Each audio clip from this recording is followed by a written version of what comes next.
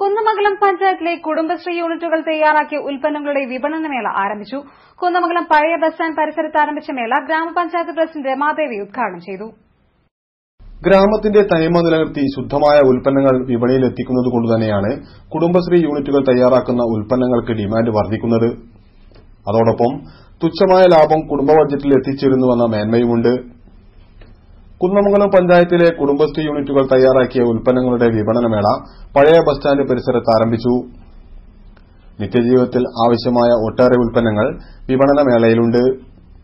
ഗ്രാമപഞ്ചായത്ത് president Ramadevi teacher മേള ഉദ്ഘാടനം ചെയ്തു. വിജയലക്ഷ്മി സ്വാഗതം പറഞ്ഞ ചടങ്ങിൽ അനിൽകുമാർ, പവിത്രൻ, രാജൻ മാമ്പറ്റച്ചാലിൽ, കെ പി കൃഷ്ണൻ, ഖാലിദ് കിളിമുണ്ട, ദിനേശ് കുമാർ തുടങ്ങിയവർ ആശംസകൾ നേർന്നു. ശുദ്ധമായ ഒട്ടേറെ ഉൽപ്പന്നങ്ങൾ വിപണനമേളയിൽ ഉണ്ട്. വിവിധയിനം അച്ചാറുകൾ, വെളിച്ചെണ്ണ, കറിക്കൂട്ടുകൾ, അരിപ്പൊടി, ഉണ്ണിയപ്പം, തുണികൾ എന്നിങ്ങനെ ഒട്ടേറെ അവശ്യവസ്തുക്കൾ മേളയിൽ കുടുംബശ്രീ യൂണിറ്റുകൾ തയ്യാറാക്കിയിട്ടുണ്ട്. News bureau, Kunnamangalam.